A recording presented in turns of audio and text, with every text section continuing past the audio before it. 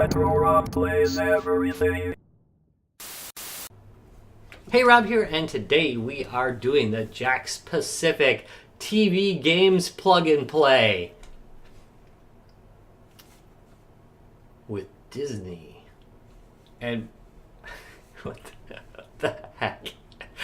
What the heck is with that joystick? Anyway, let's set the stage, shall we? It is 2005, and Jakks Pacific is basically at the height of their video gaming power. They have contracts with everybody. They've got the WWF. They've got Star Wars. At that time, they had Atari and Activision. They had Nickelodeon. And they even had a Wheel of Fortune plug-and-play game. So everybody's on their bandwagon.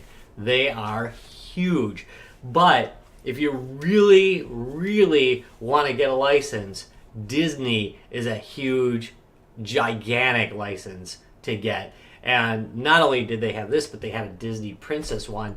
So I was kind of curious about this one because I have seen some of the Star Wars stuff they did, and it was complete and utter garbage. I mean, even the Millennium Falcon one, which is like the coolest looking of these, really just had trash games on it. So I was kind of curious how the games on here play. Well, let's take a look at the hardware first, and then we'll go on and play a few games on it.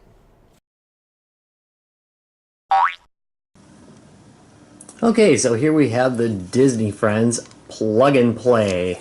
Looking at it, it has a really amazingly long cable. This sucker is 9 feet almost. Not kidding, I measured it because it was like, I'm just used to saying 7-foot cable, but no, this sucker's got almost a 9-foot cable. Goes into a mono connector. This is, of course, composite out. Kind of a bummer. They probably should have included a splitter with it. But anyway, you can put on your own splitter and have it come through both speakers if you so like. And you have a stereo TV. If you don't, well then, heck, you're fine. Looking at the general frame of the thing, it's actually really well built and it's somewhat heavy. Going on to the bottom here, it has 4 rubber feet, which is always nice, so it can actually stick to a surface. It actually has rubber feet that work, so that's kind of nice. The battery door cover does have a screw on it that drives me nuts. It does take 4 AA batteries. And back on the top, we've got 2 buttons. This one's referred to as the large button and the small button in the menus. So they're the large button, the small button. Up on the front, we have the menu button here, and of course the on-off switch with a red LED. A lovely raised Disney design. We've got, right here, there's a rubber boot protecting the joystick, which is of dubious design. But what are you going to do? It actually does work pretty well, though, in testing. On the front, we have a cartridge port, and that is for these. These are called game keys, and they actually do contain ROMs on them. I was checking to see if the games already existed on here, and this just unlocked them. But the game keys apparently actually do contain ROMs that this device can run. We'll be doing these game keys on another review. I'll probably pile them both together because I think it's got 3 games each on it. Alright, let's go on to playing some games. And here we are at the main screen of the Disney Plug and Play. It's you know, pretty basic. You just move the stick left and right and hit the big old button to select which game you want to play. I'm going to show you all 5 of the games that are built in, and I'm going to make a separate video out of these little game key things. I want to look up a little bit more information on them and how widely they were used. I've seen them before, but I didn't know that they were that widely in use. I'm kind of curious. Can I stick one of these into one of my other machines and have it work? Don't know. We'll find out though. Next video. Alright, so here we're going to start with Minnie's little cake game. Yeah, it's Minnie's Cake Factory. The graphics don't look too bad on this. There are instructions. I haven't... It's kind of funny. The instructions really only make sense once you've played the game. So they're not really the best instructions, but it gives you a basic idea of how the game plays. So basically this is pattern matching. you hit the button that it indicates when a cake is over it. There we go. And then Minnie will throw it onto that truck. And then I will hit that small button. And that, oh, I missed it. That will ship it out. And you can store up to 5 of them. And if you stack up more of them at a time, I'm actually getting into this. If you stack up more of them at a time, you will score more points. So basically you hold off as much as you can. Come on. And there we go. Goal met. And on to level 2. I think you get the idea. I'm so sorry. There's Minnie right there. If you want to see Minnie. Blocked her up a little bit. And it just keeps going like this and gets faster and faster. So let's quit out to the main menu. Note that you can turn music on and off, as I probably should have done there. Hopefully I won't get sued by Disney. Let's go with... This is actually kind of an interesting game too. And all these are actually kind of interesting. Alright, let's go. And they're all rip-offs of games that at one point or another have been big. But basically I just jump around with the B button, trying not to get hit by this giant laser. And make it to the top. Oh, you missed a coin. That has no effect. But you will die if this hits you. There used to be a game on the iPad that was like this. What the heck was the name of that? If you remember it, do me a favor. Put the comments down below. Remind me what the heck that game was. What the heck was it? Ah, it's going to drive me nuts now. I'm going to have to go look it up. There we go. Level complete. And of course the game gets harder and harder. More and more difficult. That was redundant, but I didn't want to end on harder and harder. And then you hit it and continue. By the way, some of these do have save games in them, so you can actually continue from where you left off. So if you enjoy the game enough that you want to keep coming back to it. Oh, dang, loser. But still, interesting game. It's not bad. Now we're going to go to the fruit challenge. This is kind of an interesting one too. Mobleys Fruit Mash, or hope I'm pronouncing that right. I'm not a Disneyologist. And this one the instructions were really not well put forward. You really just don't get an idea for the game at all.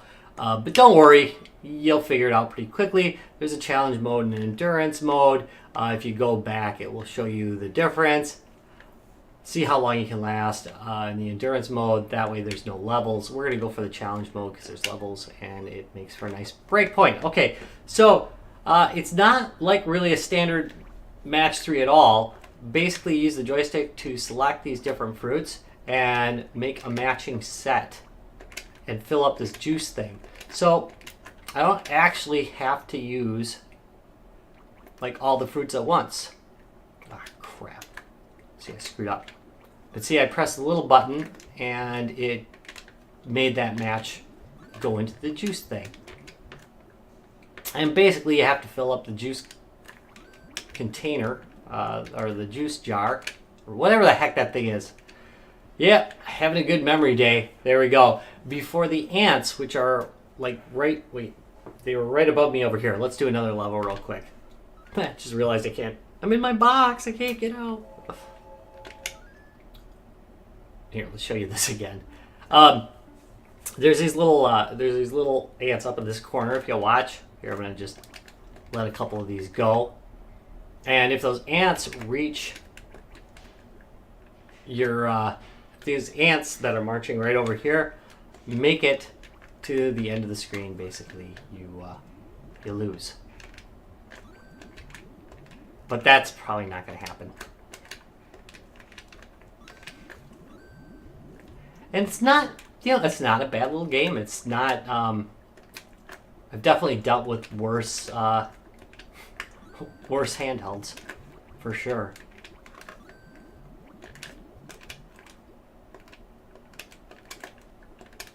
Here we go.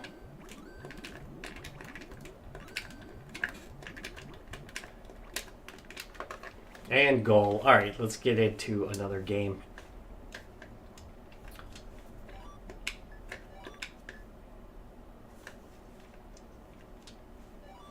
And quit.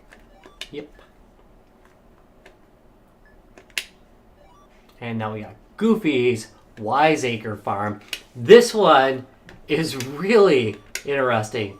It is a Kix clone, but it, unlike the other ones, is actually a little bit more complicated than the originals. Now, basically I pressed down my button to lay down a line. Apparently you're supposed to be doing a field here, but once I do that, you see I just plowed the field. Hold on a second. If I do it a second time, crops will start to grow.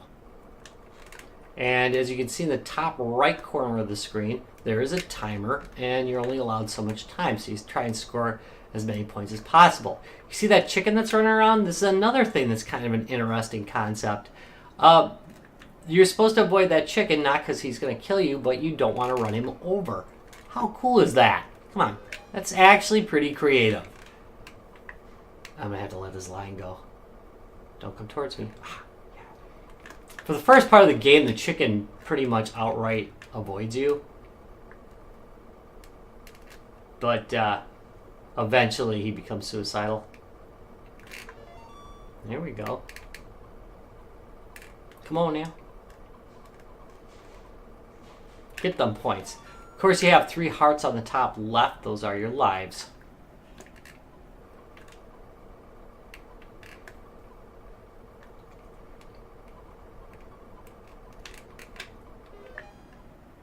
So my goal was to make $500 to make it to the next level. I've of course done that. I just want to see what happens. Oh, come on, come on. Heck yeah! Now let's collect them. Don't get in my way, Chicken Little. Ah, day's over. Press the big button to continue. All right, let's do one of these little ones real quick. Okay, let's just go around in circles around this one. If you pick up the crop duster, there's a pickup here that will complete a bunch of this stuff for you. It's pretty cool.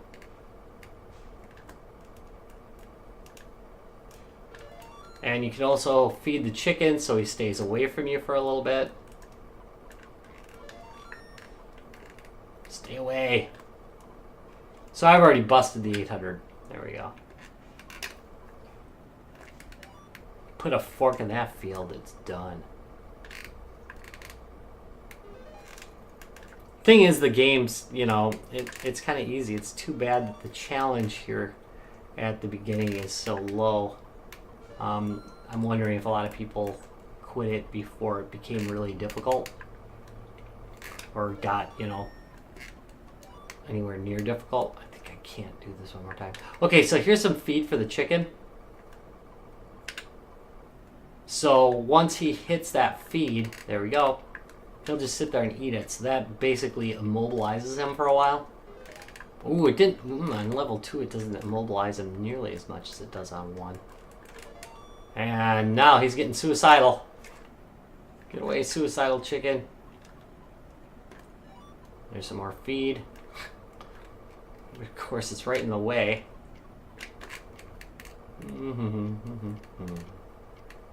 We'll just do till level 3. I think this is a little bit overkill. The day's over. There we go. Main menu. Yes, I'm sure I want to quit. And finally, here we have some duckiness. Donald's Spinning Top. Yet another interesting spin on a game. This one's a little bit like Irritating Stick, a little bit like maybe Marble Madness. Oh, I actually almost fell off on the first level. That sucks. So basically, you control this little spinning top, and you try and get him into the goal. For you younger kids, meaning 20-somethings, you'll probably think this is a bit like Monkey Ball. Or Super Monkey Ball. If this is the future, probably Monkey Ball number 27. Only on Nintendo. Didn't they make that for the PSP too, though? Could have swore they did. Yeah, and they made it for the iPad as well. So I guess it did come out. Oh, I bet if you hit these, boink. Sweet. Let's get these coins. Get the coins. Yeah.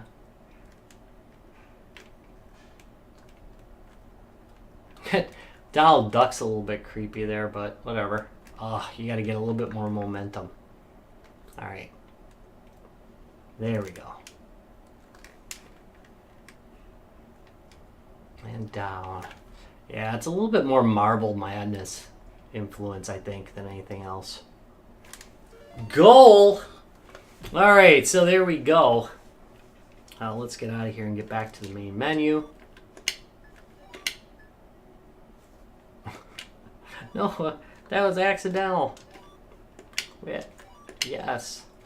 You have to basically hit the menu button to get back, and then hit quit twice to get out of any game. Hitting it once will bring you to the beginning of the game. Hitting it again will bring you to the main menu. So, what's the verdict on the Disney Friends TV plug-and-play game by Jakks Pacific? Probably the first time I said that right. I think we have to bring up the obvious design flaw in it, and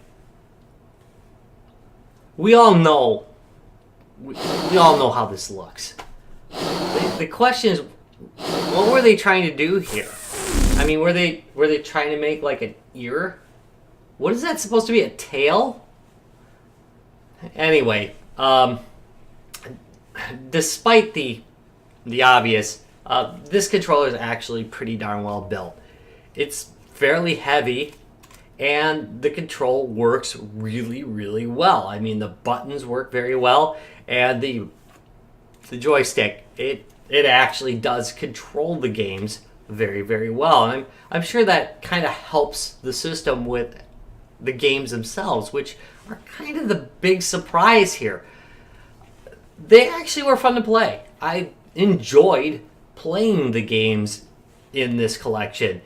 That's kind of rare for Jakks Pacific licensed stuff that isn't about video games generally. So, like, their Star Wars stuff was awful. I mean, great looking stuff, but the games themselves are awful. Take the SpongeBob games. Terrible games. But the games in here were fun to play. I enjoyed it. So, all in all, I'm going to have to give this a thumbs up. If you enjoyed this video, by the way, and why wouldn't you? Please give me a thumbs up and subscribe for more. And I'll see you in a couple days. Bye.